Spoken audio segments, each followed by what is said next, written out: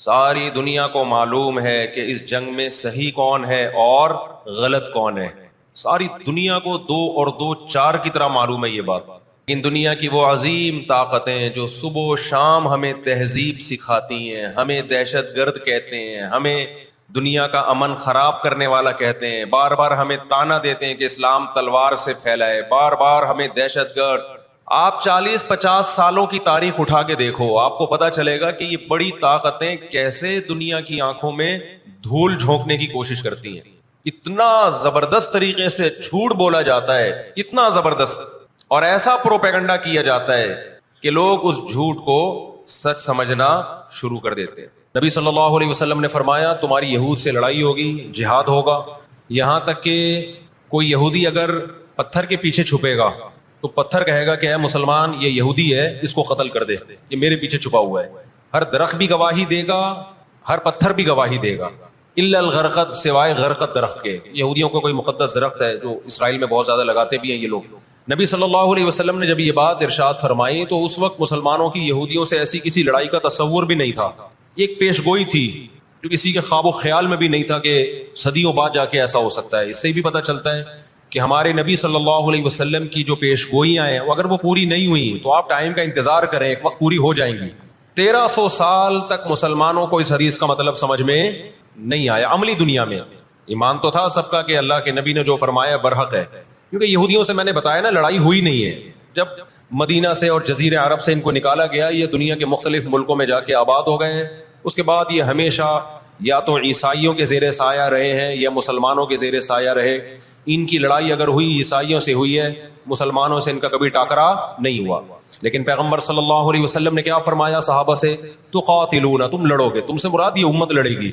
ایک وقت آنے والا ہے اور ایسی لڑائی ہوگی, ایسی لڑائی ہوگی کہ حتی یختبی احدکم وراء الحجر, کہ پتھر اور درخت بھی یہودی کا ساتھ دینا چھوڑ دیں گے. آج دنیا جن حالات کی طرف جا رہی ہے نا, یہ ایسا لگتا ہے کہ اس حدیث کے پورا ہونے کا ٹائم آ گیا ہے. ہم جب قرآن مجید پڑھتے تھے, اب بھی پڑھتے ہیں, لیکن جب طالب علمی کے دور میں جب سمجھ کے پڑھنا سیکھا ہم نے, تو ہم جگہ جگہ قرآن میں دیکھتے تھے ضربت علیہم الذلہ, اللہ نے ان پر ذلت کو مسلط کر دیا ہے. میں بار بار کہوں یہودیوں سے ہماری مراد علی الاطلاق سارے یہودی نہیں ہیں, کیونکہ میرے بیان کو لوگ شارٹ کلپ بنا کے غلط چلاتے ہیں. تو بار بار میں کہتا ہوں میرا کلپ ادھورا چلاتے ہیں نا تو کوئی یہودیوں کے خلاف نہ چلائے, سارے یہودی ایک جیسے نہیں ہیں. ہم اسرائیل کے اگینسٹ ہیں تو ہماری جو لڑائی ہوگی اسرائیل سے ہوگی. حدیث میں جس یہودی سے لڑائی کا ذکر ہے اس سے مراد بھی کون سے یہودی ہیں؟ یہ فتنہ پرست اور شر پسند یہودی. تو آپ صلی اللہ علیہ وسلم نے فرمایا کہ تقاتلون الیہود, تمہاری جنگ کس سے ہوگی؟ یہود سے ہوگی. دجال کس کا سپورٹر ہوگا؟ بولتے کیوں نہیں؟ ابھی تو دجال آیا نہیں ہے اور آپ نے بولنا چھوڑ دیا ہے. جب آئے گا تو پھر تو اچھوں کی بولتی بند ہو جائے گی. کس کا سپورٹر ہوگا وہ؟ ہاں, میں عرض کر رہا تھا کہ ہم جب قرآن پڑھتے تھے ضربت علیہم الذلہ, قرآن کہتے ہیں ہم نے ذلت ان کے اوپر دے ماری ہے ان فسادوں کی وجہ سے جو یہ کرتے رہے ہیں دنیا میں, ان فسادات کی وجہ سے. ہم جب پڑھتے تھے ہم کہتے تھے اے اللہ آج تو یہودی ذلیل نہیں ہے. اسرائیل کتنا پاورفل ہے کہ گچی کس کی پکڑی ہوئی ہے اس نے؟ امریکہ کی. ہندوستان کو گچی سے پکڑا ہوا ہے, تو آج تو بڑی عزت ہے. میں نے اپنے استاد سے یہ سوال پوچھا, انہوں نے بڑا معقول جواب دیا اور یہ تفسیر کی کتابوں میں بھی لکھا ہے. دیکھیں آپ یہودیوں کی ہسٹری اٹھا کے دیکھیں نا, ہمیشہ کوئی نہ کوئی ایسا ان پر مسلط ہوا ہے جنہوں نے ان کی شرارتوں کا مزہ ان کو دنیا میں چکھایا ہے. قرآن سے بھی یہ بات ثابت ہے کہ ان کو ان کی شرارتوں کا مزہ, عذاب جو ہے وہ دنیا میں ملتا رہے گا. میں بار بار کہتا ہوں ہٹلر نے بھی ان کو عذاب دیا ہے. ہٹلر سے پہلے بھی اسلامی نہیں بلکہ دنیا کی تاریخ میں بہت سے ہٹلر گزر چکے ہیں جنہوں نے ان کی شرارتوں کے ان کو دنیا میں سزا دی ہے. ہم پھر بھی بتائیں ہم ہٹلر کے حامی نہیں ہیں جو ظلم اس نے کیا, لیکن وہ بھی ان کی شرارتوں سے بیزار تھا. قرآن کہہ رہے ہم نے ان پر ذلت کو دے مارا ہے. دنیا میں بہت دفعہ رسوا ہوئے یہ. اب کیا ہے, یہ آخری ذلت ہے یہودیوں کی. آپ کو معلوم ہونا چاہیے جب دنیا میں کسی کو بہت زیادہ ذلیل کیا جاتا ہے نا تو پہلے اس کو عزت دی جاتی ہے. کسی کے گلے میں آپ جوتوں کا ہار پہنا دو, یہ بھی ایک ذلت ہے. اور ایک طریقہ یہ 3 پیس سوٹ ٹائی میں آپ اس کو صدارت کی کرسی پہ بٹھائیں اور پھر آپ اس کو جوتوں کا ہار پہنا دیں. بتاؤ کون سی بڑی ذلت ہے؟ یہ دوسری ذلت پہلی ذلت سے بڑی ہے.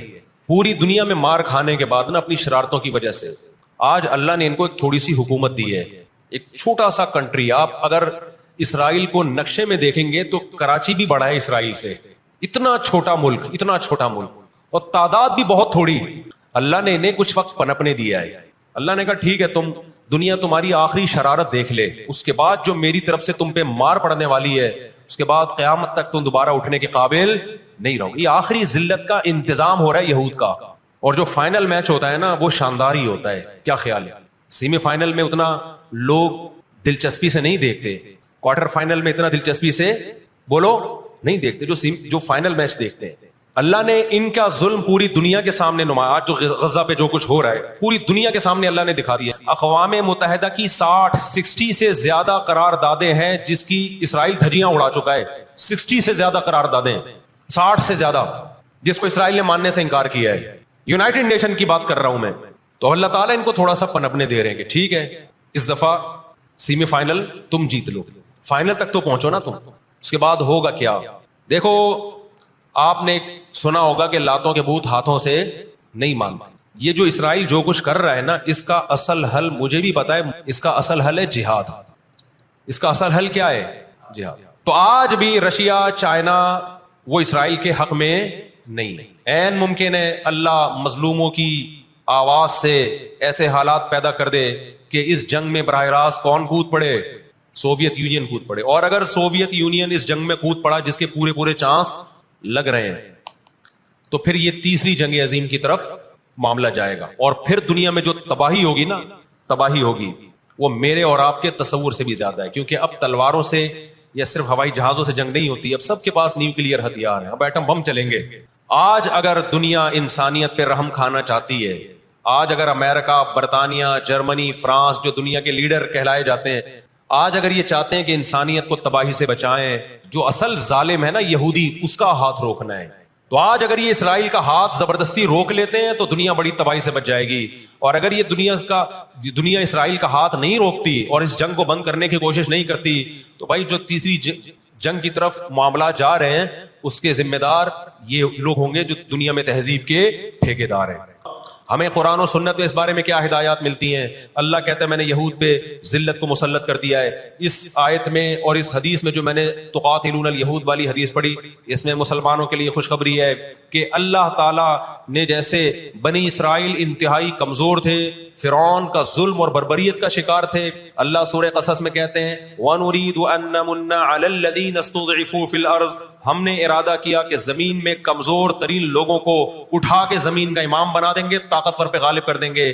بہت دفعہ ایسا ہوا ہے, کم من فئۃ قلیلۃ غلبت فئۃ کثیرۃ باذن اللہ. اللہ کہتے ہیں دنیا کے نقشوں میں جو غالب ہوتا ہے, جس کی فتح اسباب کی دنیا میں یقینی ہوتی ہے, میں بہت تھوڑی سی جماعت کو طاقتور بنا کے دنیا کا امام بنا دیتا ہوں.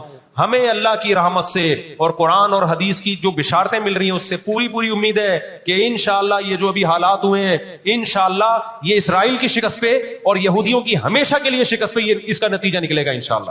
اور نبی صلی اللہ علیہ وسلم کی وہ حدیث پوری ہوگی کہ تمہاری جو بڑی جنگ ہوگی, نبی نے کیا فرمایا, اس امت کی ایک جماعت ہمیشہ جہاد کرتی رہے گی. لا یزال طائفۃ من امتی ظاہرین علی الحق, ہر دور میں لڑائی ہوئی ہے, جہاد ہوا ہے. آپ اس ہسٹری اٹھا کے دیکھ, کہیں نہ کہیں جہاد ہمیشہ ہوتا رہا ہے. تو آج بھی ایسا ہوگا.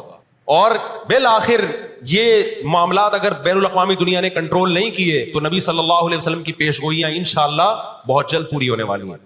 اور یہ جو ان کو عزت ملی ہے نا, یہ اصل میں بہت بڑی ذلت کی تمہید ہے. جب کسی کی بہت بڑی بےزتی کرنی ہوتی ہے تو اس کو پہلے بہت زیادہ عزت دینی پڑتی. اس وقت دنیا میں دو بڑی طاقتیں ہیں جو اس وقت تیسری ورلڈ وار کی طرف دنیا کو لے کے جا رہی ہیں. آپ کو پتا ہے پہلی جنگ عظیم میں کتنے لوگ ہلاک ہوئے, دوسری جنگ عظیم میں کتنے لوگ ہلاک ہوئے, اور اب جب تیسری جنگ عظیم ہوگی تو ہلاکتوں کا جو ریشو ہوگا, میں سمجھتا ہوں آدم علیہ السلام کے زمانے سے لے کر اب تک دنیا میں جتنی ہلاکتیں ہوئی ہیں وہ ایک طرف ترازو کے ایک پلڑے میں رکھتے ہیں آپ, اور یہ تیسری جنگ عظیم جو اسرائیل کی وجہ سے ہونے جا رہی ہے اس میں جو ہلاکتیں ہوں گی وہ تمام ریکارڈ توڑ دیں گی. اور اس کا ذمہ دار برطانیہ, امریکہ اور اسرائیل ہوگا, جو دنیا میں سب سے زیادہ تہذیب کے ٹھیکے دار سمجھے جاتے. دنیا میں دو بڑی جنگیں ہو چکی ہیں, ان دونوں بڑی جنگوں میں کہیں بھی کسی مسلمان کا نام بولو نہیں آئے گا, کہیں بھی نہیں آئے گا کہ یہ کسی فلاں مسلم کی وجہ سے ہوئی ہے یہ جنگ. اور اب تیسری جنگ عظیم کی طرح, اور یہ جنگ ہوگی, یہ ذہن میں رکھیں. قرآن نے یہ بھی واضح کر دیا کہ آپ کسی پر زبردستی نہیں کر سکتے، تلوار کی زور سے کسی کو اسلام میں داخل نہیں کر سکتے۔ اے اللہ ہم نے ان غیر مسلموں سے سلوک کیسا کرنا ہے یہ بھی قرآن نے بیان کر دیا۔ لا ينهاكم الله عن الذين لم يقاتلوكم في الدين ولم يخرجوكم من دياركم ان تبروهم، 28واں پارہ۔ جو بھی غیر مسلم ہے، چاہے وہ یہودی ہو، چاہے وہ عیسائی ہو، چاہے وہ ہندو ہو، سکھ ہو، بدھسٹ ہو، اللہ فرماتے ہیں اللہ تمہیں ان سے اچھے سلوک سے منع نہیں کر رہا، بلکہ اچھے سلوک کا اللہ تمہیں حکم دے رہا ہے۔ ہمارے نبی صلی اللہ علیہ وسلم جب کوئی یہودی بیمار ہوتا اس کی بھی عیادت کے لیے اسی طرح جایا کرتے تھے جیسے کسی مسلمان کی عیادت کے لیے جاتے۔ ہمارے نبی کی زوجہ ایک یہودی خاندان سے تھیں، وہ اپنے یہودی خاندان کو ہدیے دیا کرتی تھیں۔ ہمارے نبی صلی اللہ علیہ وسلم نے اس عمل سے انہیں منع نہیں کیا۔ ہماری دشمنی یہودیوں سے نہیں ہے، عیسائیوں سے نہیں ہے، ہماری دشمنی ان یہودیوں سے ہے جو اسرائیل کو سپورٹ کر رہے ہیں۔ آپ اگر قرآن اٹھا کے دیکھیں، اللہ تعالیٰ نے اپنے محبوب ترین پیغمبر موسیٰ کلیم اللہ وقربناہ نجیہ، جن کے بارے میں قرآن کہتا ہے وہ پیغمبر جن کو کوہ طور پہ بلا کے میں ان سے سرگوشیاں کیا کرتا تھا، اس پیغمبر کو اللہ نے اس قوم کی طرف بھیجا۔ کس قدر ٹینشن دی یہودیوں نے موسیٰ علیہ السلام کو۔ ہٹلر جو تھا نا دوسری جنگ عظیم میں تو جرمنی گیا ہوں نا، میں نے وہ قبرستان بھی دکھایا تھا یہودیوں کا۔ ہٹلر نے یہودیوں پہ بہت زیادہ ظلم کیا، جو بالکل غلط کیا۔ ہم اس ظلم کو کبھی بھی حوصلہ افزائی نہیں کرتے، دیگوں میں اٹھا کے زندہ ڈال دیا کرتا تھا۔ ہم اس عمل میں ہٹلر کی بالکل بھی حوصلہ افزائی نہیں کرتے، اس عمل کو اپریشیٹ نہیں کرتے۔ لیکن اس نے ایک تاریخی الفاظ کہے تھے، اسے پتا تھا دنیا مجھے برا کہے گی بعد میں کہ لاکھوں یہودی مار دیے میں نے۔ اس نے کہا میں چاہتا تھا سب کو قتل کر دیتا، ایک بھی زندہ نہ چھوڑتا، لیکن کچھ میں زندہ چھوڑ کے جا رہا ہوں تاکہ دنیا جب مجھے یاد کرے گی نا کہ یہودی ظالم تھا تو دنیا کو پتا چلے گا کہ میں نے ان کو قتل کیوں کیا، کچھ چھوڑ کے جا رہا ہوں۔ یہ چین سے نہیں بیٹھیں گے، دیکھنا کرتے کیا ہیں یہ۔ ہٹلر اگر آج زندہ ہوتا، دنیا کہتی کہ تو بندہ ٹھیک نہیں تھا لیکن بات ٹھیک کر کے گیا ہے۔ جیسے مشرف بندہ ٹھیک نہیں تھا لیکن بات، اس نے کہا نا دنیا کس کی زبان مانتی ہے؟ ڈنڈے کی، بات ٹھیک کر کے گیا۔ اور میں آپ لوگوں کو بھی کہتا ہوں، آپ کا گھر بھی ایک چھوٹی سی ریاست ہے، گھر میں آپ کا روب ہوگا تو صحیح چلے گا روب۔ گھر روب نہیں ہے تو بھی دماغ سے نکال دو کہ میں محبت اور امن شانتی کے ساتھ گھر صحیح چلے گا۔ امن شانتی سے ہی چلتا ہے گھر، روب کا ہونا بھی کیا ہے، اس کے بغیر نہیں ہوتا گزارا۔ سمجھتے ہو کہ نہیں؟ تو اللہ نے آدمی کو آدمی اس لیے بنایا ہے کہ اس کا تھوڑا روب رہے گھر کے اندر۔ روب ختم تو گھر سے بڑی مصیبت پھر کوئی نہیں ہے۔ دنیا بھی اسی اصول پہ چلتی ہے۔ قرآن نے ان کے بارے میں کیا کہا؟ ضربت علیہم الذلہ، ہم نے ان پر ذلت کو دے مارا ہے۔ آپ کو پتا ہے کہ یہود کا لفظ اتنی بڑی گالی دنیا کے لیے بن گیا تھا۔ ایران میں بہت زیادہ یہودی ہیں، پتا ہے آپ کو؟ اسرائیل کے بعد سب سے زیادہ یہودی ایران میں ہے، لیکن انہوں نے اپنا نام ایران میں یہود نہیں رجسٹرڈ کروایا، کلیمی رجسٹرڈ کروایا ہوا ہے موسیٰ کلیم اللہ کی نسبت۔ کیوں؟ ان کو پتا ہے کہ یہود کا لفظ دنیا میں کیا بن چکا ہے؟ گالی۔ شرم آئے گی کسی کو بتاتے ہوئے کہ میں یہودی ہوں، اس لیے ایران میں انہوں نے اپنے آپ کو رجسٹرڈ کس نام سے کروایا ہے؟ کلیمی کہتے ہیں ان کو۔ میں مانتا ہوں سارے یہودی ایسے نہیں ہوتے، میں نے پہلے وضاحت کر دی، ہمیں یہودیوں سے دشمنی نہیں ہے، کیونکہ قرآن جہاں یہودیوں کی برائی بیان کرتا ہے وہاں قرآن یہ بھی کہتا ہے لیسوا سواء، سارے ایک جیسے نہیں ہیں۔ قرآن اعتدال سے بات کرتا ہے، سارے ایک جیسے نہیں ہیں، لیکن جتنا شر اور فساد اس قوم میں ہے قرآن کہتا ہے کہ اتنا دنیا میں کسی اور قوم میں نہیں ہے۔ لا تجدن اشد الناس عداوۃ للذین آمنوا اليہود، اللہ کہتے ہیں تم مسلمانوں کا سب سے بڑا دشمن، دنیا کی جتنی قومیں ہیں ان میں سب سے بڑا دشمن کس کو پاؤ گے؟ یہود کو پاؤ گے، اس کے بعد مشرکین کو پاؤ گے، اور اسلام کے سب سے زیادہ قریب تم کس کو پاؤ گے؟ نصارہ کو، عیسائیوں کو پاؤ گے۔ آج امریکہ اسرائیل کو غلط کہہ کے بھی کس کا ساتھ دیتا ہے؟ مجھے یاد ہے چند سال پہلے امریکی صدر نے بیان دیا تھا اسرائیل نے یہ غلط کیا ہے، یونائٹڈ نیشن کے لا کی پابندی نہیں کی ہے، لیکن ہم پھر بھی کس کے ساتھ ہیں؟ پورے الفاظ بتا رہا ہوں میں، پھر بھی ہم کس کے ساتھ ہیں؟ مانتے ہوئے۔ اس کو پتا ہے، وہ اس کی مثال وہ 50-50 میں ایک آیا کرتا تھا نا، 50-50 میں ایک کلپ وائرل ہوا ہے کہ کمنٹری ہو رہی ہے کہ سلیم اللہ بہت اچھا کھیل رہا ہے اور کلیم اللہ تو کھیل ہی نہیں رہا۔ اب لوگ جو کمنٹری کرنے والا ہے اس سے کہہ رہے ہیں یا تو کھیل ہی نہیں رہا، وہ جو تماشائی تھے وہ چھوڑ کے جانے لگے تو غلط کمنٹری کر رہا ہے۔ اس نے کہا تم جہنم میں چلے جاؤ لیکن کھیل یہی صحیح رہا ہے، بھلے تم جاؤ۔ وہ انہوں نے کہا ہم گھر جا رہے ہیں، انہوں نے کہا تم گھر نہیں، تم جہنم میں جاؤ، لیکن یہی سلیم اللہ بہترین کھیل رہا ہے۔ پھر دکھایا کہ پیچھے بندوق رکھی ہوئی ہے کسی نے۔ تو اس وقت امریکہ کو گچی سے کس نے پکڑا ہوا ہے؟ طاقت امریکہ کے پاس زیادہ ہے، سازشیں کس کے پاس زیادہ ہیں؟ اسرائیل کے پاس۔ معیشت پہ ایسا قبضہ کیا ہوا ہے، گچی سے پکڑا ہوا ہے کہ ہلنا نہیں، ہلنا نہیں، ہلنا نہیں۔ آج دنیا میں سب سے زیادہ دہشت گردی کا شکار مسلمان ہو رہا ہے، کشمیر میں بھی. اور میں کشمیر کے بارے میں نیوز چینل کی رپورٹ پیش نہیں کر رہا، میں دنیا میں جاتا ہوں، مقبوضہ کشمیر کے مسلمانوں سے بھی ملتا ہوں. نام ان کے ہائی لائٹ نہیں کیے جا سکتے، ان کی ویڈیو نہیں ڈالی جا سکتی ورنہ انڈیا ان کو تنگ کرے گا. مقبوضہ کشمیر میں کوئی ایک مسلمان ایسا نہیں ہے جو انڈین گورنمنٹ سے خوش ہو. ابھی مسقط میں ایک خاتون ملی مقبوضہ کشمیر سے، مجھے تو لوگ پہچان لیتے ہیں، کہنے لگے مفتی صاحب خدا کا واسطہ آپ آواز اٹھائیں، ہم پر بہت ظلم کر رہا ہے انڈیا، بہت مار رہا ہے ہمیں کشمیر میں. بتاؤ دنیا آواز اٹھا رہی ہے اس پہ؟ کیونکہ مسلمان کا خون بہ رہا ہے. روہن گیان میں کس کا خون بہتا ہے؟ برما میں مسلمان کا خون بہتا ہے. فلسطین میں کس کا خون بہ رہا ہے؟ مسلمان کا خون بہ رہا ہے. جہاں مسلمان کا خون بہے گا دنیا منہ پہ ٹیپ لگا لیتی ہے. جہاں کوئی ایک غیر مسلم، ہماری نظر میں مسلمان کا خون بہے یا غیر مسلم کا، ہم فرق نہیں کرتے، کسی پہ بھی ظلموں کا ہم آواز اٹھائیں گے. لیکن دنیا یہ فرق کرتی ہے، لیبل یہ لگاتی ہے کہ انسانیت پہلے، مذہب بعد میں. لیکن ان کا ایٹیٹیوڈ بتاتا ہے کہ ان کی نظر میں مذہب پہلے ہے، انسانیت بعد میں ہے. دنیا میں سب سے سستا خون مسلمان کا ہو گیا ہے. تو اب یہودی اس پہ جلا کرتے تھے کہ روحانی پیشوا تو ہم ہیں اور اقتدار تو ہمارے پاس رہا ہے. آج بھی تو اسرائیل، گریٹ اسرائیل کی محنت اس لیے ہو رہی ہے نا کہ یہ تو ہمارا تھا بیت المقدس، مسلمانوں کے پاس کہاں سے آ گیا یہ؟ اور ہماری تو اتنی بڑی بڑی خلافتیں تھی. آج بھی یہودی نقشے بناتے ہیں اتنے بڑے بڑے کہ ہم اتنے بڑے، یعنی گریٹ اسرائیل جسے کہتے ہیں وہ. تو اللہ نے قرآن میں جگہ جگہ ان کو بتایا ہے کہ تم پہ اللہ نے جتنی نوازشات کی ہیں، جتنا تمہیں نوازا گیا ہے، اتنا دنیا کی کسی قوم کو نہیں نوازا گیا، مگر تم اس کے اہل نہیں تھے. یہ عمل نے بتایا اور تم خود اس پہ گواہ. لہذا اب اگر بنی اسرائیل سے خلافت اور نبوت لے کے بنی اسماعیل کے حوالے کی جا رہی ہے تو تمہیں اس میں جیلسی کی ضرورت نہیں. حسد مت کرو، بلکہ ایمان لے کر آؤ اس پیغمبر پر تاکہ تمہارے گناہوں کی تلافی ہو جائے. تو چونکہ دنیا بھی دیکھتی تھی بنی اسرائیل کی طرف کہ یہ کیوں نبی پر ایمان نہیں لے کر آ رہے، یہ تو ہم سے زیادہ پڑھے لکھے لوگ ہیں. مشرکین یہ کہا کرتے تھے کہ یہ تو ہم سے زیادہ پڑھے لکھے لوگ ہیں، یہ تو پیغمبروں پر ایمان رکھنے والے لوگ ہیں، یہ کیوں نہیں ایمان لے کر آ رہے. تو یہودیوں کا نبی صلی اللہ علیہ وسلم پہ ایمان نہ لانا یہ دوسری قوموں کے لیے بھی رکاوٹ بن رہا تھا. تو اللہ نے اس لیے الگ سے بنی اسرائیل کو خطاب کیا کہ تم کیوں ایمان نہیں لے کر آتے، جبکہ تمہاری کتابوں میں بھی اس نبی صلی اللہ علیہ وسلم کا، نبی کا تذکرہ ملتا ہے. اور یہ یہودی جو یہاں کے آباد ہوئے تھے نا، یہودیوں کا اصل وطن تو شام تھا. مدینہ میں قافلہ گزر رہا تھا تو انہوں نے کھجور کے درخت دیکھے تو وہ قافلہ وہیں اسی نیت سے ٹھہر گیا تھا کہ ہمیں جو آخری نبی کی علامتیں ملتی ہیں، اس کی علامتوں کی جو سرزمین ہے نا، یہاں وہ علامتیں ہمیں نظر آتا ہے کہ آخری نبی یہاں ظاہر ہوں گے. تو بہت سے لوگ یہودیوں کے وہاں کے اسی نیت سے آباد ہو گئے تھے کہ ہم جب نبی ہجرت کر کے ادھر آئیں گے تو ہم ان پر ایمان لے کر آئیں گے.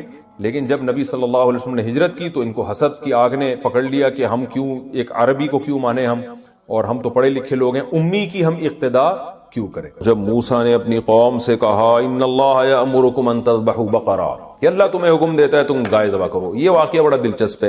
ہوا یہ تھا، پورا واقعہ یوں ہے کہ بنی اسرائیل میں ایک شخص نے کسی کے ہاں نکاح کا پیغام بھیجا تو لڑکی کے ابا نے انکار کر دیا. اس نے جناب اس کے والد کو قتل کر دیا. تو اللہ تعالیٰ نے کیا کیا، حکم دیا موسیٰ علیہ السلام کو ایک معجزے کے طور پر کہ میں ایک معجزہ بھی ظاہر کرنا چاہتا ہوں اور لوگوں کو یہ بھی پتہ چل جائے کہ میں مردوں کو زندہ کیسے کروں گا، یہ بھی پتہ چل جائے. تو بنی اسرائیل کو حکم دیا کہ گائے ذبح کرو.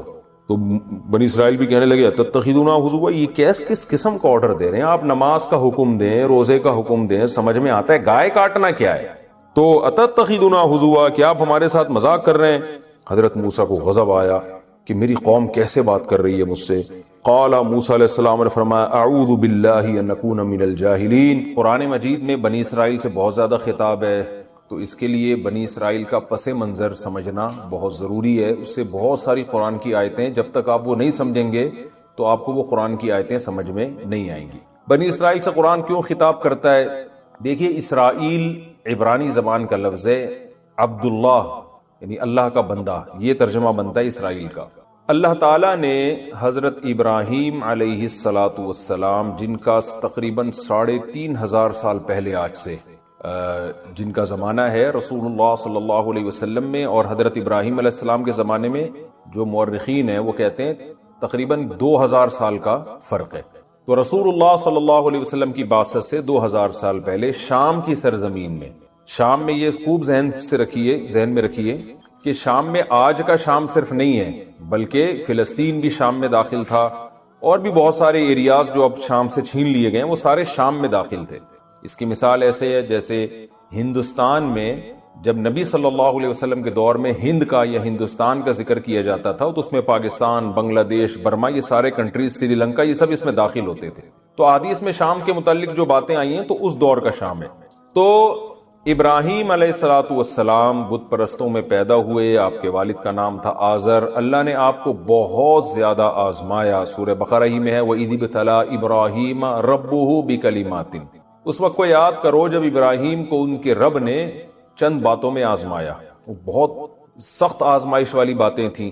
تو اللہ تعالیٰ نے وہ آزمانے میں یہ بھی ہے کہ بچے کو ذبح کرنے کے لیے لٹایا جا رہا ہے. یہ تو بچے کی ولادت کے بعد ہے. اس سے پہلے بھی آزمائشیں ہوئی ہیں. اپنی زوجہ کو ایسی زمین میں چھوڑ کر جا رہے ہیں اللہ کے حکم سے جہاں قحط سے ہلاک ہونے کا خطرہ ہے.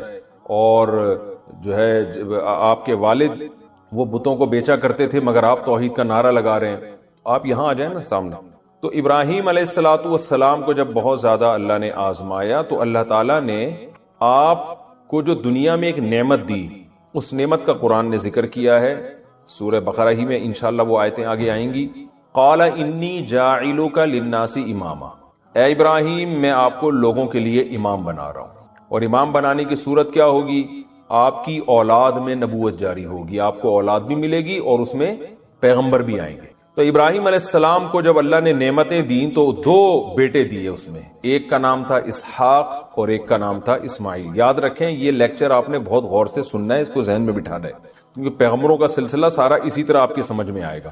اور بنی اسرائیل کا کیا تصور ہے اور گریٹ اسرائیل جو آج یہودی جس کی بات کریں, ساری چیزیں آپ کی سمجھ میں اس پس منظر میں جب آپ قرآن کی تلاوت کریں گے نا تو یہ سمجھ میں آئے گا آپ کے. تو ابراہیم علیہ السلام کے 2 بیٹے تھے. ایک کا نام اسحاق اور ایک کا نام اسماعیل.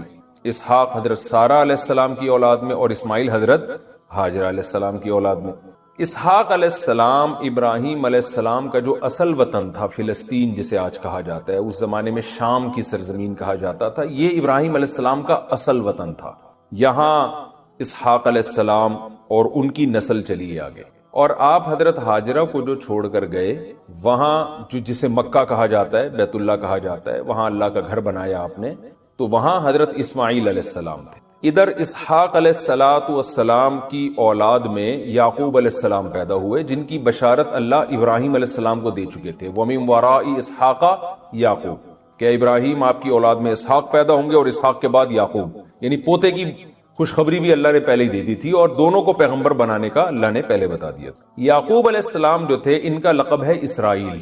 آگے یعقوب علیہ السلام کی بہت زیادہ نسل پیدا ہوئی جن میں 11 بیٹے آپ کے قرآن نے تذکرہ کیا ہے, اور جن میں 2 ایک ماں سے تھے اور باقی 9 دوسری والدہ سے تھے. یعقوب علیہ السلام کے 11 بیٹوں میں ایک کا نام یوسف جو حضرت یوسف علیہ السلام مشہور نبی, ایک کا نام بنیامین, اور باقی 2 دوسری زوجہ تھے ان میں سے ایک کا نام یہودا تھا. تو اب یعقوب علیہ السلام کے ان بیٹوں کی اولادیں آگے چلی ہیں. یہ کیسے ہوئی ہیں؟ فلسطین یہ جو ارض شام ہے یہاں پر قبلہ تھا, بیت المقدس تھا.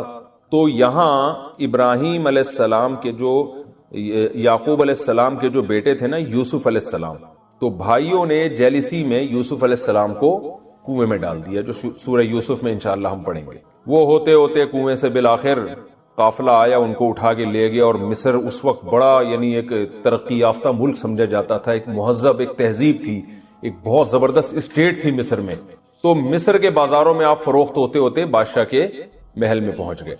اور پھر وہ واقعہ قرآن نے بیان کیا, وہاں ترقی کرتے کرتے خوابوں کی تعبیر بتاتے تھے, قحط پڑا مصر میں تو ان کو حل بتایا, اور ان صفات کی بیس پہ آپ کو بالآخر مصر کا بادشاہ بنا دیا. جب مصر کا بادشاہ آپ کو بنایا گیا تو یہ جو بنی اسرائیل تھے یہ سارے یعنی یعقوب علیہ السلام بھی وہاں چلے گئے, حضرت یوسف علیہ السلام کی والدہ بھی, لوگ کہتے ہیں وہ والدہ نہیں خالہ تھی مگر اس کی کوئی دلیل نہیں ہے, وہ والدہ ہی تھی. یوسف علیہ السلام کے والد, والدہ اور باقی جتنے بہن بھائی ہیں, کہا جاتا ہے تقریباً یعقوب علیہ السلام کے 90 کے قریب افراد تھے اس وقت. خاندان بہت بڑا خاندان تھا. یہ تمام کا تمام موو کر گیا مصر, جو ارض شام کو چھوڑ کر کہاں چلا گیا؟ مصر. وہاں سہولتیں تھیں, وہاں بہت کچھ تھا, اور سب سے بڑی بات اپنے بیٹے کی حکومت ہے وہاں پر. تو پھر بنی اسرائیل کی نسل وہاں بہت تیزی سے بڑھی ہے, تو اس دوران بنی اسرائیل بڑھتے رہے، لیکن چونکہ ظاہر ہے یہ تھے اقلیت میں، اتنے تو نہیں تھے نا کہ مصر کی جو بت پرستوں کی آبادی یا جو مشرکین کی آبادی تھی اس کا تو مقابلہ نہیں کر سکتے تھے. تو وہی ہوا کہ چونکہ ان کے پاس ایک مذہب تھا، صحیح بات تھی، تو لوگ حسد کا شکار ہوتے ہوتے بالآخر ان کے ہاتھ سے حکومت چلی گئی اور ان پر ظالم بادشاہ مسلط ہوتے رہے. ہر جگہ ایسے ہی ہوتا ہے کہ آپ جہاں بھی اہل اسلام کو دیکھتے ہیں تو اگر کوئی ان پہ غالب آئے تو وہ ظلم کرتا ہے، کیونکہ وہ چاہتا ہے کہ یہ مذہب ختم ہو. اس مذہب میں اٹریکشن ہوگی نا تو اسی کو ختم کرنے کی کوشش کریں گے. تو اس زمانے میں جو بھی مصر میں بادشاہ آیا کرتا تھا اس کا لقب فرعون ہوتا تھا. یعنی یہ نہیں کہ فرعون مخصوص بادشاہ کا نام ہے، مصر کے ہر بادشاہ کو کیا کہا جاتا تھا؟ فرعون. تو یہ والا جو فرعون ہے، یہ جس کو قرآن فرعون کہتا ہے، یہ وہ مخصوص بادشاہ جو موسیٰ علیہ السلام کے مقابلے میں آیا. تو خیر بنی اسرائیل پہ پھر ظلم ہوتے رہے اور یہ جو اس وقت کی سیکولر حکومتیں کہہ سکتے ہیں آپ، سیکولر تو نہیں بلکہ جو اپنی عبادت کرواتی تھیں، ان حکومتوں نے کو یہ ڈر تھا کہ بنی اسرائیل ہی ہیں جو ہمارے مقابلے میں آ کے کھڑے ہو سکیں، کیونکہ ایسا نظریہ ہے، ایک دعوت ہے جو ہمیں غلط قرار دے سکتے ہیں. تو ان پہ انہوں نے ظلم ستم شروع کر دیے، یہاں تک کہ فرعون کو خواب آیا کہ بنی اسرائیل میں ایک بچہ پیدا ہو رہا ہے جو میری حکومت کا خاتمہ کر رہا ہے. تو یہ جو فرعون جس کا قرآن میں ذکر ہے، اس فرعون نے کیا کیا؟ پھر بنی اسرائیل پہ ظلم کرنا شروع کر دیے. قرآن نے جگہ جگہ بیان کیا، یہاں بھی آئے گا کہ بیٹوں کو قتل کر دیا کرتا تھا اور عورتوں کو غلام اور باندیاں بنا لیا کرتا تھا، نسل ختم کرنا شروع کی. اسی میں اللہ تعالیٰ نے موسیٰ علیہ السلام کو پیدا کیا، جس کا ہم واقعہ پڑھیں گے انشاءاللہ آگے. بڑا دلچسپ واقعہ ہے کہ موسیٰ کی ماں کے دل میں ہم نے ڈالا کہ بچے کو صندوق کے حوالے کر دیں، اور وہ صندوق دریا کی موجوں کے حوالے ہوا، اور بالآخر فرعون ہی کے دربار میں اللہ نے حضرت موسیٰ کو پال کے دکھایا. تو موسیٰ علیہ السلام کے ذریعے پھر فرعون کو اللہ نے تباہ و برباد کیا. بنی اسرائیل میں اتنی سکت نہیں تھی کہ فرعون سے لڑ سکتے تھے وہ، کیونکہ غلام تھے، مینورٹی میں تھے اور تھے بھی محکوم. غلام سے مراد محکوم قوم تھے. تو اللہ نے اپنی قدرت سے ہی فرعون کو دریا میں غرق کر دیا. اب جب دریا میں غرق کیا، بنی اسرائیل نے حضرت موسیٰ کو بہت ستایا اور وہ ان احسانات کو نہیں مانا انہوں نے تہ دل سے. کچھ لوگ تو تھے لیکن میجورٹی ایسے ہی تھی. تو پھر تورات ملی ان کو، اللہ کے حکام پر عمل کرنے کا حکم دیا. پھر موسیٰ علیہ السلام نے ان کو حکم دیا کہ اب جو تمہارا اصل وطن ہے نا شام، جہاں یعقوب علیہ السلام تھے، وہاں پر، یعنی موسیٰ علیہ السلام بھی حضرت یعقوب علیہ السلام کی اولادی میں ہیں، کہ اب جو ہمارا اصل وطن ہے، اللہ کا حکم ہے، ہم وہاں قوم عمالقہ نے قبضہ کر لیا تھا، تو اب ہمیں حکم ہے کہ ہم جہاد کر کے اس قوم کو شکست دیں. بھائی اب یہ تو نہیں کہ سارے کام اللہ خود ہی کرے گا. فرعون کو تو اللہ نے تباہ کر دیا جو بڑا دشمن تھا، جو تمہارے بس میں نہیں تھا. اب تمہیں بھی کچھ کرنا پڑے گا. تو اب جاؤ لڑو، ادخلوا الارض المقدسۃ التي كتب الله لكم، اس ارض مقدس میں داخل ہو جاؤ جو اللہ نے تمہاری قسمت میں لکھ دیا. یعنی پہلے بتا دیا کہ فتح ہوگی. یہاں بنی اسرائیل نے ڈنڈی ماری، اور بنی اسرائیل جو ہے وہ اتنی اللہ کی معجزے دیکھنے کے بعد بھی کہنے لگے. تو بنی اسرائیل کو جب موسیٰ علیہ السلام نے حکم دیا کہ اس سرزمین میں داخل ہو جاؤ جو اللہ نے تمہارے لیے تمہاری قسمت میں لکھ دی ہے، تو وہ آئیں بائیں شائیں کرنے لگے، وہ تو بڑے طاقتور لوگ ہیں، ہم نہیں جا سکتے ایسے. تو بہت موسیٰ علیہ السلام کو غضب آیا، اور موسیٰ علیہ السلام نے اللہ سے کہا کہ اللہ اب میری اس قوم سے علیحدگی کروا دے. سب کچھ ہو گیا، پھر بھی اتنے معجزے دیکھ لیے، خود ٹس سے مس ہونے کے لیے تیار نہیں ہے. تو اللہ تعالیٰ نے فرمایا فَإِنَّهَا مُحَرَّمَةٌ عَلَيْهِمْ 40 سنہ، 40 سال تک اسی وادی میدان میں یہ گھومتے رہیں گے، انہیں شہر نصیب نہیں ہوگا، جس کو وادی تیہ کہا جاتا ہے. تیہ کہتے ہیں حیرانگی کو، تو یعنی حیرانگی والا میدان. تو حضرت موسیٰ اور ہارون علیہ السلام بھی اسی میدان میں ان کے ساتھ رہے. پھر وہیں من و سلوہ کے واقعات آئیں گے، اترتے رہے. پھر بھی اللہ نے ان کو بہت ایسے نہیں رکھا جیسے جیل میں قیدیوں کو رکھا جاتا ہے، بلکہ 40 سال اسی میدان میں کھانا پینا بھی ملتا رہا، بادل بھی سایہ کرتا رہا ان کے اوپر. تو لیکن بہرحال یہ ہوا یہ کہ ان لوگوں نے نافرمانی کی، تو اللہ نے 40 سال سزا دی ان کو، اور 40 سال میدان میں گھومتے رہے. اور موسیٰ علیہ السلام اور حضرت ہارون علیہ السلام کی اسی دوران ان کی وفات ہو گئی. پھر اس کے بعد اللہ نے نئے نبی بھیجے، تو نئے نبی کی قیادت میں پھر انہوں نے جہاد کیا، اور اللہ تعالیٰ نے اس میں ان کو فتح عطا فرمائی. آگے ہوا یہ کہ بنی اسرائیل کے جو لڑائی میں داؤد بھی تھے، جنہوں نے دشمن کے جو کمانڈر ہے نا جالوت، اس کو قتل کیا. بنی اسرائیل نے کمانڈ میں لڑائی لڑی. بنی اسرائیل کے کمانڈر کا نام تھا طالوت، اور جو دشمن تھا اس کے کمانڈر کا نام تھا جالوت. یہ واقعہ چونکہ قرآن میں تفصیل سے آئے گا، لہذا میں ابھی صرف پس منظر بیان کر رہا ہوں نا، تو ڈیٹیل ہم وہی پڑھیں گے جہاں یہ واقعہ آئے گا۔ تو بنی اسرائیل میں ایک داؤد بھی تھے، حضرت داؤد، جو ظاہر ہے یعقوب علیہ السلام کی اولاد میں تھے۔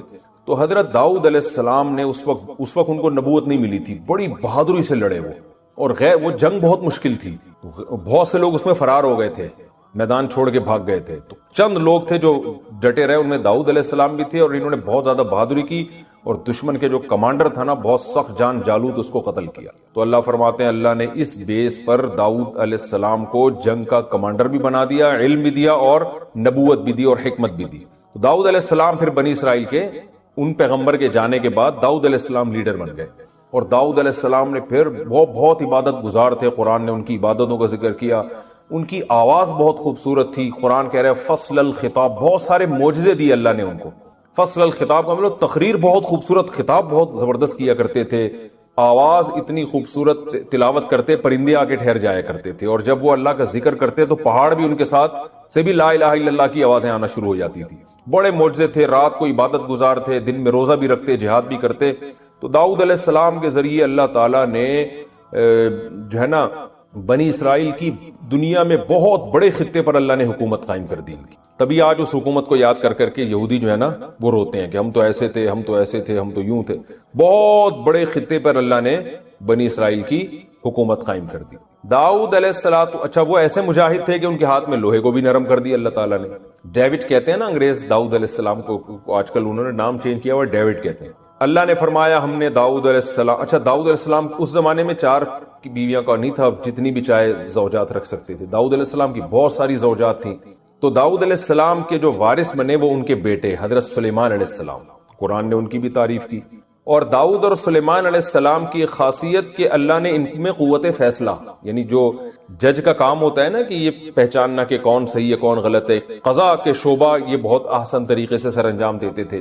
تو سلیمان علیہ السلام کو اللہ نے داؤد علیہ السلام سے بھی زیادہ بڑی حکومت دی، اور سلیمان علیہ السلام نے ایک دن اللہ سے دعا مانگی، ایسی حکومت چاہیے لا ينبغی لأحد من بعدی، میرے بعد قیامت تک کسی کو نہ ملے ایسی۔ نیت اچھی تھی، قربانیاں تھیں، اللہ نے آپ کو ایسی حکومت دے دی کہ ہواؤں کو مسخر کر دیا۔ یہ جو آج احرام مصر ہمیں ملتے ہیں نا، مصر میں 4000 سال پرانی عمارتیں، یہ دنیا کے عجوبہ کیوں ہیں؟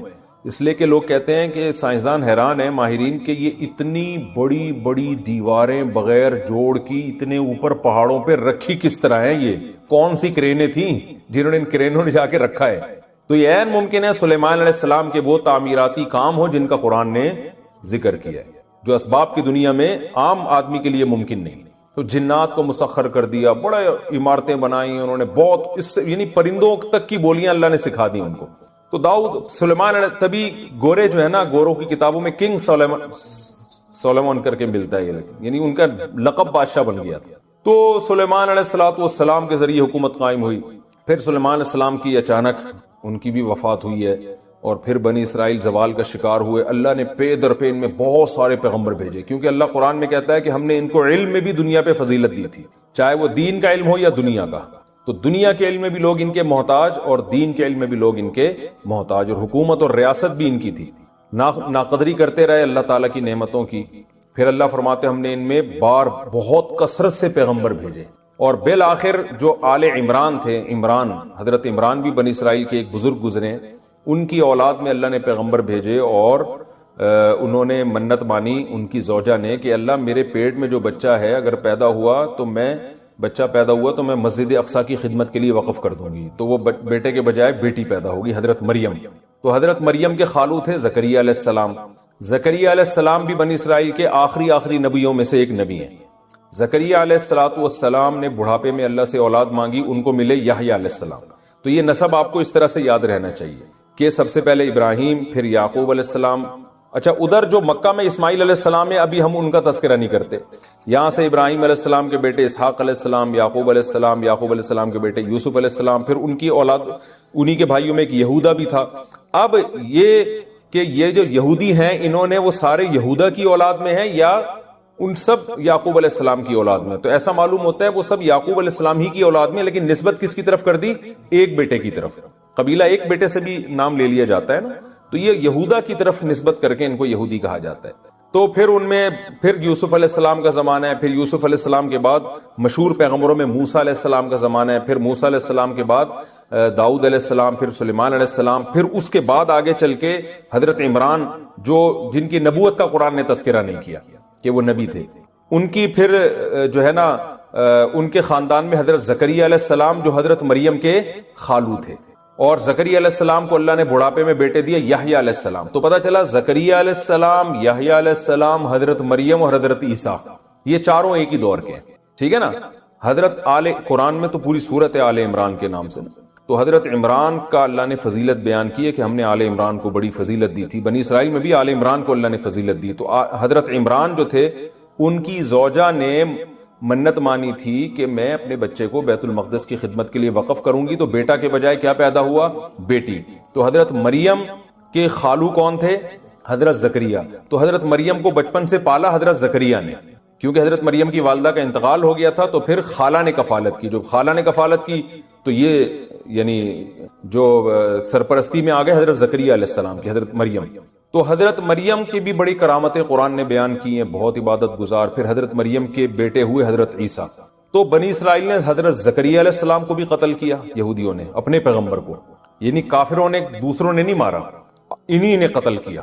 اور قرآن نے اس کی وجہ بیان کی ہے، جب بھی کوئی پیغمبر ایسی تعلیمات لے کر آتے جو ان کی خواہشات کے خلاف ہوتی ہیں تو یا تو اس پیغمبر کا انکار کرتے یا اس کو قتل کر دیتے تھے. یہ چاہتے تھے ہمیں ہماری خواہشات کے مطابق دین چاہیے.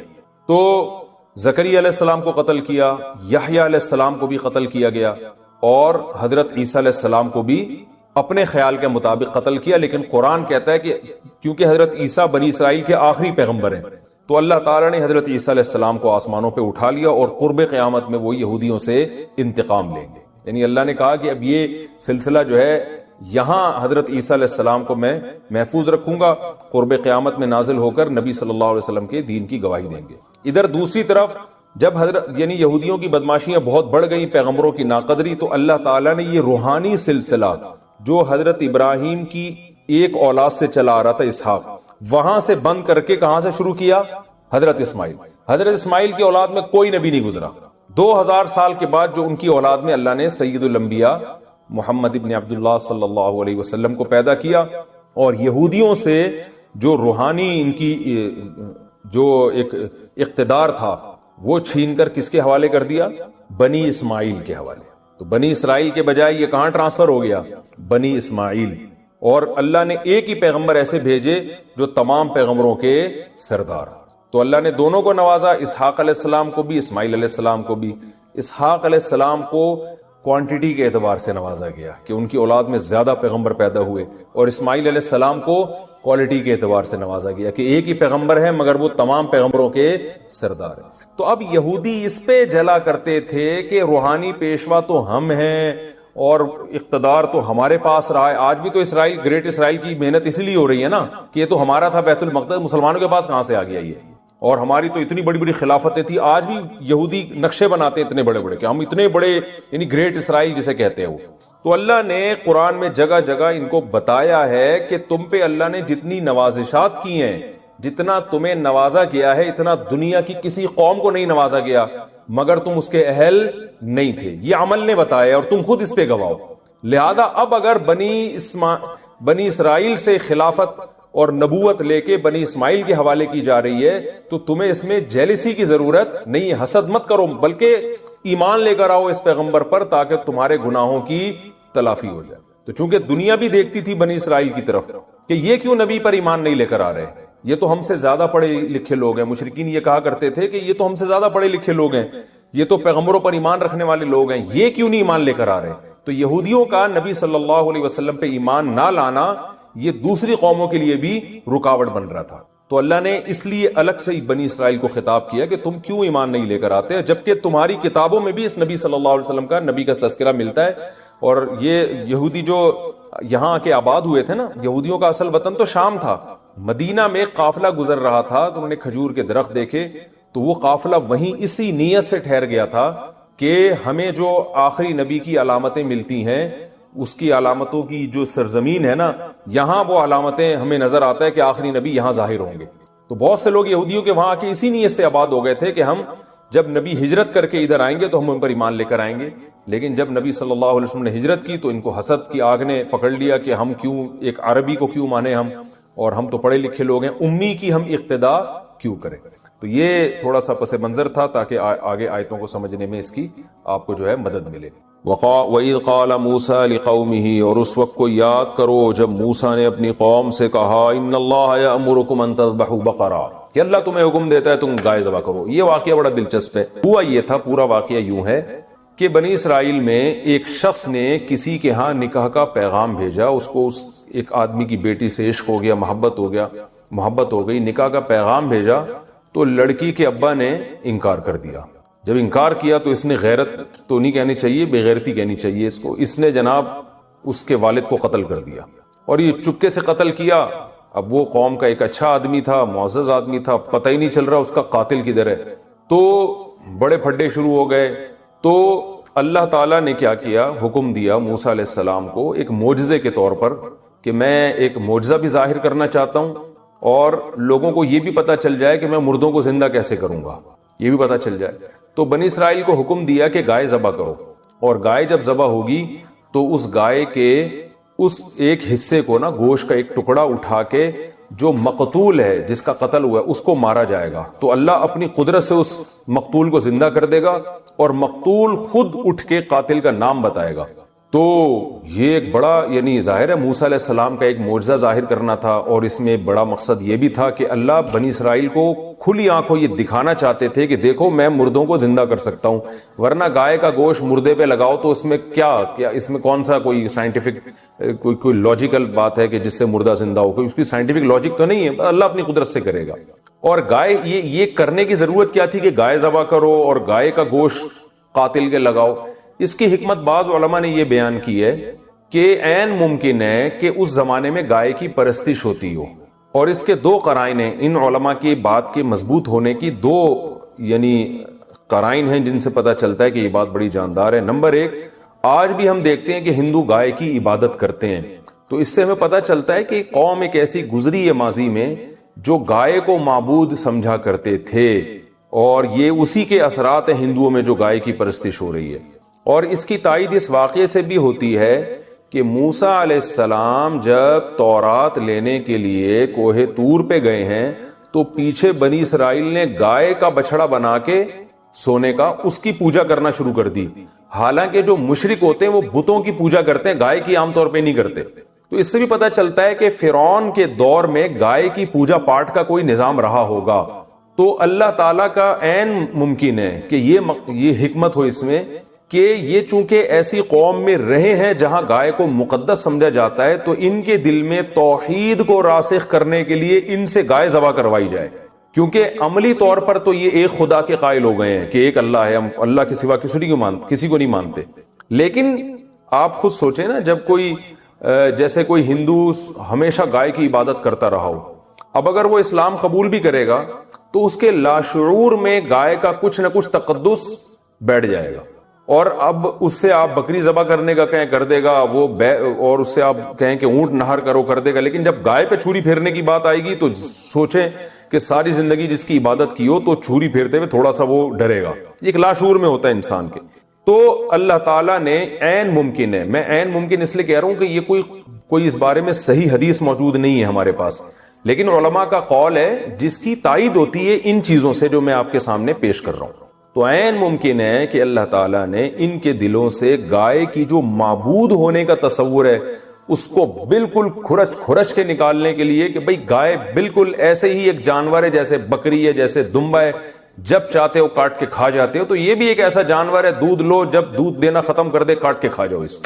ویسے کسی کو اپنی گائے سے محبت ہو جائے تو ایک الگ بات ہے، وہ اس میں نہ کاٹ کے کھائے۔ ویسے جب ہم جانور پالتے ہیں محبت ہو جاتی ہے تو وہ تو بلی سے بھی ہو سکتی ہے، کتے سے بھی ہو جاتی ہے لوگوں کو، اور بکری سے بھی ہو جاتی ہے، اس میں گائے کی تو کوئی خاصیت نہیں ہے نا، تو وہ ایک الگ بات ہے۔ لیکن نارملی گائے کو مقدس سمجھ کے نہ کاٹنا یہ اسلام کی تعلیمات کے بالکل خلافی ہے، اس میں شرک کا شائبہ ہے۔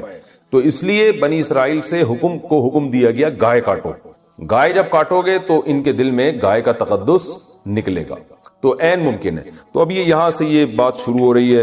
اللہ نے فرمایا وَإِذْ قَالَ مُوسَىٰ لِقَوْمِهِ، اس وقت کو یاد کرو جب موسیٰ نے اپنی قوم سے کہا کہ اللہ تمہیں حکم دیتے ہیں کہ تم ایک گائے ذبح کرو۔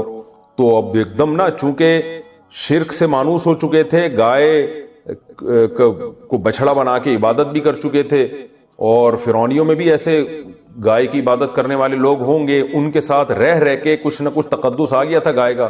تو ایک دم ان کو دماغ میں خیال آیا اور کہنے لگے اے موسیٰ اتتخذونہ ہزوا، کہ آپ ہمارے ساتھ مزاح کر رہے ہیں، کیسی عجیب عجیب باتوں کا آپ ہمیں آرڈر دے رہے ہیں. حالانکہ جو پیغمبر کو مانتا ہے وہ پیغمبر کے حکم کے آگے چونو چرا نہیں کرتا. یہ بالکل اس سے ہمیں یہ بھی پتہ چلتا ہے. دیکھیں اللہ نے ہمیں بھی بقرعید کے دن گائے بکرے کاٹنے کا حکم دیا، تو صحابہ کرام کو جب رسول اللہ صلی اللہ علیہ وسلم نے بقرعید کے دن جانور کاٹنے کا حکم دیا، انہوں نے یہ لفظ نہیں کہا کہ یا رسول اللہ کیسی بات کا حکم دے رہے ہیں آپ، بلکہ فوراً بڑھ چڑھ کے انہوں نے قربانی کرنا شروع کر دی. تو یہ فرق تھا صحابہ میں اور بنی اسرائیل میں.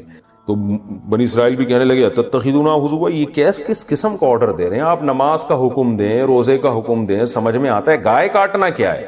تو اتتخذونہ ہزوا، کہ آپ ہمارے ساتھ مذاق کر رہے ہیں. حضرت موسیٰ کو غضب آیا کہ میری قوم کیسے بات کر رہی ہے مجھ سے. قال موسیٰ علیہ السلام نے فرمایا اعوذ باللہ ان اکون من الجاہلین، میں اللہ کی پناہ مانگتا ہوں اس چیز سے کہ میں جہالت والی بات کروں. میں پیغمبر ہو کے تمہیں آرڈر دے رہا ہوں اور اس میں سنجیدہ نہ ہوں، یہ کیسے ہو سکتا ہے؟ اب بنی اسرائیل کو یقین آ گیا بھائی یہ تو واقعی آرڈر ہے. قالوا، تو بنی اسرائیل کہنے لگے، اب لیت و لعل سے کام لینے لگے. جب انسان نے کسی حکم کو پورا نہیں کرنا ہوتا نا تو وہ 100 سوالات آگے شروع کر دیتا ہے. وہ سوالات شروع کر دیے کیونکہ تکلیف ہو رہی تھی گائے کاٹتے ہوئے. تو کہنے لگے ادعو لنا ربک، اپنے رب سے پوچھئے، یبین لنا، ہمیں بتائے، ما ہی، کون سی گائے؟ بھائی گایوں کی تو درجنوں قسمیں ہیں. حالانکہ عقل مندی کا تقاضا یہ تھا، حدیث میں آتا ہے اگر بنی اسرائیل اتنے سوالات نہ پوچھتے نا تو جو گائے کاٹ دیتے اللہ قبول کر لیتا، جو مل جاتی کاٹ دیتے، خود پوچھ کے اپنے اوپر پابندیاں. ما ہی، کیڑی گائے؟ قال انہ یقول انہا بقرۃ، جب آپ پابندیاں لگوائیں گے تو پھر اللہ بھی لگائے گا پابندی آپ کے اوپر. تبھی قرآن میں آتا ہے نا دوسرے مقام پہ، لا تسألوا عن اشیاء ان تبد لکم تسؤکم، اے ایمان والو ایسے سوالات مت پوچھا کرو کہ اگر ان کا تمہیں جواب مل جائے تو تم اور پریشان ہو جاؤ. تو جتنا اللہ نے مبہم جو چیز رکھی ہے نا اس کو مبہم ہی رہنے دو. وہ بنی اسرائیل نے کہا ما ہی، کیڑی گائے؟ قال انہ یقول انہا بقرۃ لا فارض ولا بکر، وہ نہ تو معمر گائے ہو نہ بالکل بچی ہو، درمیانی ایج کی گائے ہونی چاہیے، بالکل درمیان میں. فافعلوا ما تؤمرون، اور پھر حضرت موسیٰ نے ان سے کہہ دیا اب جو تمہیں حکم دیا جا رہا ہے کر گزرو، مزید سوالات نہ پوچھو، بس درمیانی عمر کی گائے کاٹ دو. نہیں جی، ان کو بھی کوئی تکلیف تھی. قالوا ادع لنا ربک، اللہ سے پوچھئے، یبین لنا، ہمیں بتائے وہ، ما لونہا، کلر کیسا ہونا چاہیے؟ گائے تو کالی بھی ہوتی ہے، سفید بھی ہوتی ہے، لال بھی ہوتی ہے، کلر ذرا ڈیفائن ہو جائے تو ذرا ہمیں ذرا تسلی ہو جائے گی. قال انہو، حضرت موسیٰ نے فرمایا، دیکھیں اللہ یہ بھی کہہ سکتے تھے جو چاہے کلر، لیکن اللہ نے بھی ان کو سزا دی کہ جب پوچھ رہے ہو تو پھر یہ والا کلر ہونا چاہیے. انہو یقول انہا، بے شک اللہ تعالیٰ فرماتے ہیں کہ وہ ایسی گائے ہو، بقرۃ صفرا، زرد رنگ کی گائے ہو، فاقع لونہا، چمکتا ہوا زرد رنگ، تسر الناظرین، دیکھنے والوں کو خوش کر دے. اب لاؤ ایسی گائے. لیکن ابھی بھی ان کو تسلی نہیں ہوئی تھی تو کہنے لگے ادعو لنا ربک یبین لنا ما ہی، اللہ سے پوچھیں کیڑی گائے. ابھی بھی سمجھ میں نہیں آ رہی، زرد رنگ کی تو بہت ساری گائے ہوتی ہیں. ان البقرہ تشابہ علینا، گائے کے معاملے میں ہم ابھی بھی کنفیوز ہیں، گائے ہم پر مشتبہ ہو گئی ہے. لیکن ایک جملہ ان کی زبان سے اس دفعہ اچھا نکل گیا، وَإِنَّا إِن شَاءَ اللَّهُ، اگر اللہ نے چاہا، یعنی انشاءاللہ لَمُهْتَدُونَ، اللہ نے چاہا تو اب ہمیں پتہ چل جائے گا.